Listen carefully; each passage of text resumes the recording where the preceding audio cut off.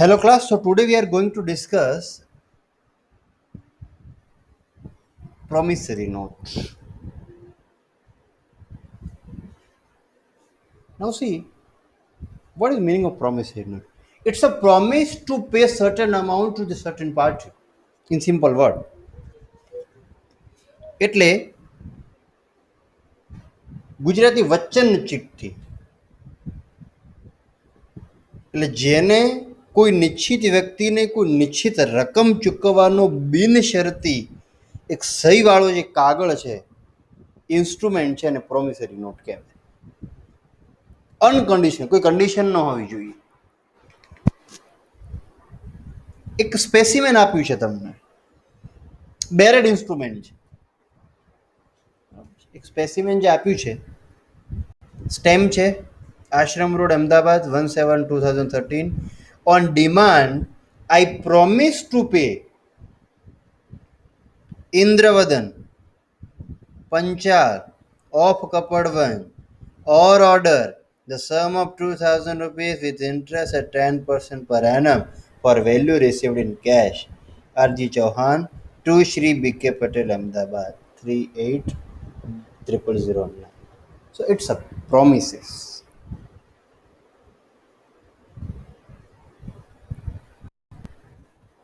Now let us see elements of promissory note.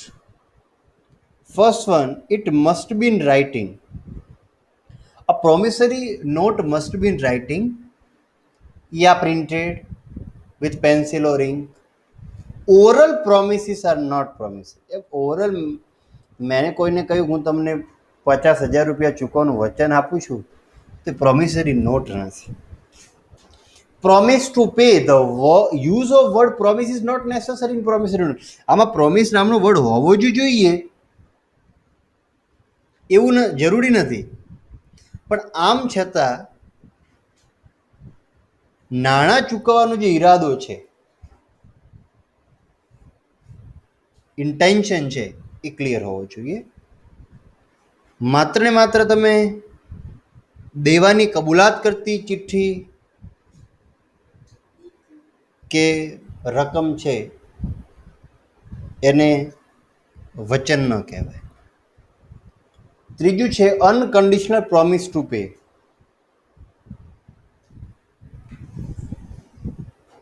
A promissory note must contain an unconditional promises to pay. એટલે સામે કોઈ શરત ન હોવી જોઈએ. માનો કે એ સીને 1,000 રૂપિયા આપવાનું વચન આપે છે, બરાબર છે, તે પ્રોમિસ હોવી જોઈએ,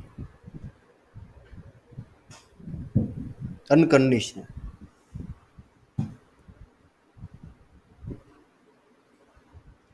the person making it must be specific. કોને ચૂકવવાના છે એ ક્લિયર કટ હોવું જોઈએ.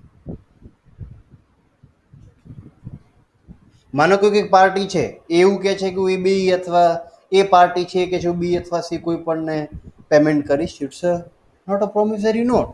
એ કમ્પલસરી વ્યક્તિ હોવું જોઈએ, સ્પેસિફિક એનું નામ હોવું જોઈએ. The amount to be paid must be specific. કેટલા આપવાના છે?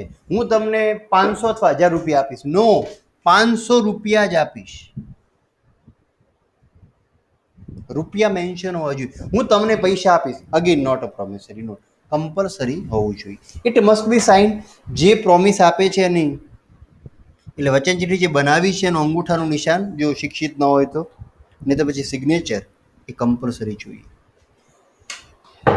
Promise to pay money only. હા, પેમેન્ટ મનીમાં જોવું જોઈએ. ખાસ કરીને ઇન્ડિયામાં તો ઇન્ડિયન રૂપીસ. કોઈ એવું કે હું તને પે કરીશ યા તો ₹1,00,000 યા તો બાઇક, નોટ પોસિબલ, લીગલ નથી. પૈસા હોવા જોઈએ અને જે ઇન્ડિયન રૂપીઝમાં આપણું છે ચલણ હોવું જોઈએ. It must bear stamp. Payment to specific person on his order.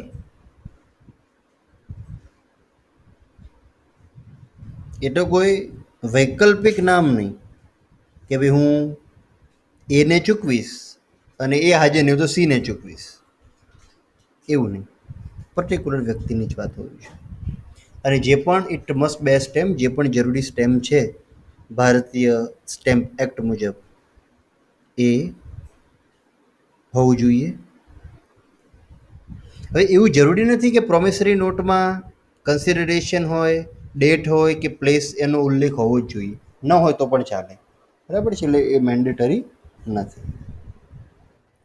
Next topic છે bill of exchange and check. Bus bill of exchange એટલે હુંડી જેને આપણે કહીએ છીએ. આપણે હુંડીની સૌથી પ્રથમ શરૂઆત નરસિંહ મહેતાએ કરી હતી. હુંડી લખી હતી સામળસા શેઠ પર, ભગવાન વાસુદેવ કૃષ્ણ દ્વારિકાધીશ પર. એ હુંડી જે લખી હતી. હુંડી એ શું છે? હુંડી એ એક રિટર્ન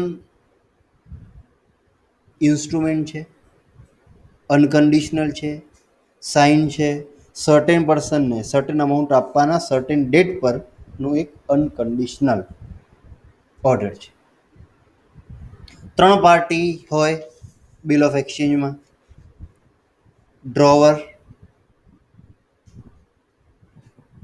એટલે કે જેણે લખ્યો છે, ડ્રોઈ જેના પર લખવામાં આવ્યો છે, અને પે એટલે કે જેને સ્વીકારો. મોટાભાગે ડ્રોઈ અને પે બંને એક વ્યક્તિ હોય છે. બિલનું પણ તમને સ્પેસિમેન આપ્યું છે સરસ મજાનું. આશ્રમનું, અમદાવાદ, 15/6/2013 ડેટ છે. 10,000 for the value received by you in return of Shri Rameshbhai Shah or ordered to pay rupees 10,000 after 2 months. Stamp Kishorбhai M. Desai to Shri Sagarбhai R. Dave, Chowpatty road, Surat. Essential એલિમેન્ટની વાત કરું તો parties. તો there are 3 parties: drawer, drawee, payee. The person who sign on stamp is called drawer. It's a creditor. Okay, જેને લેવાના હોય લખે. સો આપણા કેસમાં કિશોરભાઈ એમ દેસાઈ. ડ્રોઈ એટલે person to whom bill exchange addressed, જેના પર લખવામાં આવી છે, સાગરભાઈ અરદવે આપણા કે. અને પી તો person to whom the payment is to be made is called payee, અને આપણા કેસમાં રમેશભાઈ શાહ. બરાબર છે. So drawee and payee can be the same person only. જેમ મેં તમને હમણાં વાત કરી, બંને સેમ હોય છે મોટા ભાગે. રિટર્ન ફોર્મમાં આવવું જોઈએ, બરાબર છે, ટાઈપ ને બધામાં printed. Order form. Bill of exchange must contain order to pay. It must be order and can not be request. બધા રિક્વેસ્ટ ફોર્મમાં ન હોવું જોઈએ. એ ઓર્ડર કરે છે ભાઈ તમારે ચૂકવવાના છે, બરાબર છે, એટલે હુકમ સ્વરૂપે હોવું જોઈએ. પણ એમાં વિવેક દર્શાવતા પોલાઇટ લેંગ્વેજની યુઝ તમે કરી શકો છો. અનકન્ડિશનલ, આઈ હોપ કે કંઈ પણ કન્ડિશન ન હોવી જોઈએ. માનો કે હું એવું કહું કે ભાઈ તમે મારો બંગલો બનાવી આપો, બંગલો મારો બનાવી આપશો પછી હું તમને પેમેન્ટ કરીશ. It is not like bill and it's not a legal. Payment only in money as usual. Payment Indian રૂપીસમાં હોવું જોઈએ. Fixed amount must be fixed. Rate of interest is to be paid in future when payment is made through on a pre-decided date.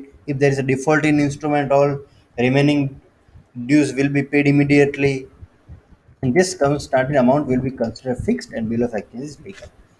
Drawer and drawee must be fixed person. એટલે fix person હોવા જોઈએ બંને, drawer અને ડ્રોઈ જે છે, જેથી કરીને કોઈ વન પાર્ટી થર્ડ પાર્ટીનું કોઈ નામ ન થાય. Define a paid. You pay as per your wish. A bill having such stipulation is not legal. તમને ઈચ્છા હોય ત્યારે ચૂકવણી કરજો, એવું થોડું ચાલે. બિલમાં કમ્પલસરી જે ટાઈમ પીરિયડ છે એ મેન્શન હોવું જોઈએ. ડિફાઇનાઇટ પે, જે પે પણ છે, person to whom the payment is made it must be certain.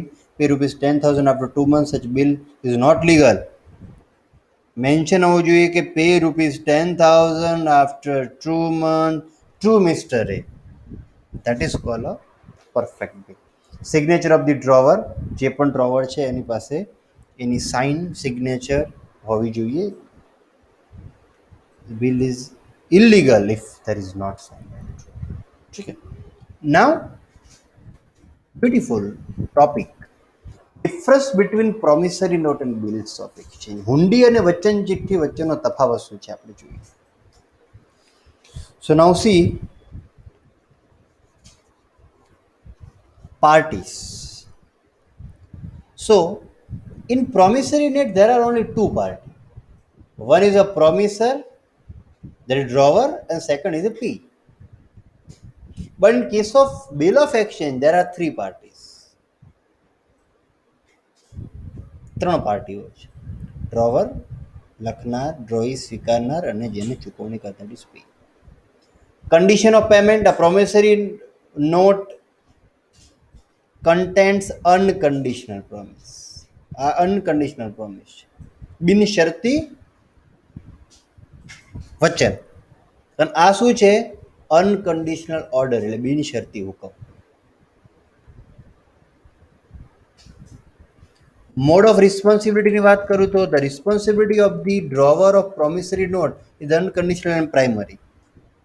એટલે વચન ચીઠી જે બનાવનાર છે એની જવાબદારી છે પ્રાઇમરી છે, અને આમાં બિલ ઓફ એક્સચેન્જમાં ડ્રોવરની જવાબદારી શું છે? Secondary.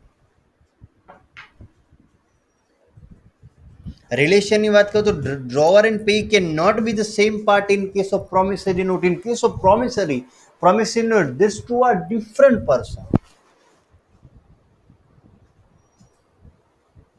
But in case of bill of exchange, drawer and P might be the same party. Might be same. It is not always same. એટલે ઘણા સંજોગોમાં બંને હોઈ શકે એક જ વ્યક્તિ. Need for notice. Notice of dishonor of promissory note is not needed. Promissory note માં બકા જો કોઈ નોટિસની નકરામણી જે થાય વચન ચિઠ્ઠીની તો નોટિસ આપવાની જરૂર નથી. But in case of bill of exchange notice must be સર્વ. એમાં નોટિસ આપવી જોઈએ. નીડ ફોર એક્સેપ્ટન્સની વાત કરું તો since a promissory note is a made by the debtor, it need not be presented for acceptance. એને પ્રેઝન્ટ કરવાની જરૂર નથી, અને એની રજૂઆત કરવાની જરૂર રહેતી નથી. But bill of exchange, drawer and acceptor are different party in that's presented for acceptance. અહીંયા બી પાર્ટી અલગ હોવાથી તમારે એને રજૂઆત કરવાની રહેશે. Joint bill, joint promissory note can not be made. એટલે તમારે વચન ચિઠ્ઠી જોઈન્ટ ન હોઈ શકે, but bill of exchange can be made. Bill of exchange આપણે લાસ્ટ ટોપિકમાં વાત કરી હતી એ જોઈન્ટલી હોઈ શકે.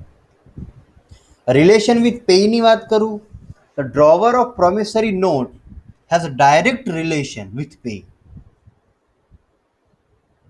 એટલે જે પ્રોમિસરી નોટ છે, પે છે, એ જે ડાયરેક્ટ રિલેશન છે એનું એની સાથે સીધો સંબંધ છે. But in case of bill of exchange, the drawer has no direct relation with pay but with acceptor. એને બગા પે સાથે કોઈ સીધો રિલેશન નથી. એ બી ને લખ્યું, સી ને આપે છે તો એ બી સાથે રિલેટેડ છે, સી સાથે એનું ડાયરેક્ટ રિલેશન નથી. Registration and objection, dishonour of promissory note need not to be registered. માનો કે કોઈની પ્રોમિસરી નોટ ડિસઓનર થાય તો રજિસ્ટ્રેશન નહીં, but dishonour of bill of exchange, objection connection, it are subject to provision of law. એના માટે provision છે અને એ કાયદાની જોગવાઈને આધીન હોવી જોઈએ. A conditional promissory note can not be drawn. બિનશરતી વચન ચિઠ્ઠી બનાવી શકાય છે,